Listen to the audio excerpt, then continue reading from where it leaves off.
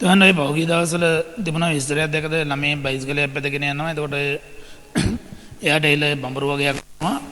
තාත්තා දුවගෙන ගිහින් ඒ ඇඳන් හිටපු කමිසේ ළමයාගේ ඇඟට දාලා තාත්තා ළමයා වහගෙන ඉන්නවා. එතකොට සත්තු ටික ඇවිල්ලා එයාට කනවා. ඉස්පිරිතාලෙට ගෙනිච්චාම ළමයා බේරෙනවා තාත්තා මැරෙනවානේ. එතකොට දැන් ඔන්න ඒ වෙලාවේ මම දැක්කා කොට Facebook වල දාලා තියෙනවා අන්න තාත්තලා එහෙම කියලා කමෙන්ට් ගොඩක් දාලා තිබුණා. හරි. ඒතර කොයි වෙලාවකවත් දරෝනේ එහෙම හිතන්න එපා. හරිද? බොහොම අතලොස්සක් තාත්තලා ඉන්නවා. ළමයින්ට නිකන් බැඩි ආදරේ කියනක අඩු කට්ටිය ඉන්න පුළුවන්. නමුත් බහුතරයක් ගත්තාම එහෙම නෑ. හරි. දැන් ඔය කට්ටිය කල්පනා කරන්න එපා. දැන් ඉච්චර දැන් කැපකිරීමක් කරපු තාත්තෙක් ඉන්නව නේද? අපේ තාත්තලා එහෙම නැද්ද කියලා. එහෙම නෙමෙයි. දැන් එක එක සිද්ධියට අනුවනේ දැන් ප්‍රතිචාර දක්වන්නේ ඉන්නේ. හරිද? දැන් බඹරෙක් කන්න ආපුවම එයා දක්වන ප්‍රතිචාරය. දැන් ඔය කට්ටියන්ගේ තාත්තලා ගත්තාම ඔය කට්ටියන්ට බඹරු කන්න එවිලා නැහැ නේ. හරි.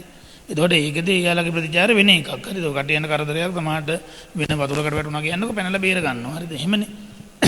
එතකොට හැම තාත්තෙක්ම ළමයට දක්වන සෙනෙහස කියන එක ඒක ලඝු කරන්න බෑ දරුවනේ. හරිද? ඒකෙන්ද එක සිද්ධියක් අරගෙන අන්න තාත්තලා කියපුවාම අනික් අය නිකන් තාත්තලා නෙමෙයි වගේ වෙනවනේ. හරිද? එහෙම නෙමෙයි. හරිද? තාත්තෙක් කියලා කියන්නේ තමන්ගේ ළමයෙක් වෙනුවෙන් අසීමිත කැපකිරීමක් කරන මිනිසෙක්. හරි. ඒ කැපකිරීම කියන එක ළමයට තේරෙන්නේ නැහැ. ළමයට ඕක තේරෙන්නේ කවදා හරි දවසක තමන් තාත්තෙක් වුණ දවසක තමයි තේරෙන්නේ. හරි. ඔය කියන කතන්දරේ තේරෙන්නේ එතකොට. හරි. හැබැයි සමහර වෙලාවට මොකක් වෙනවද? ඒක තේරෙනකොට පරක්කු වැඩි. මොකද දන්නවද?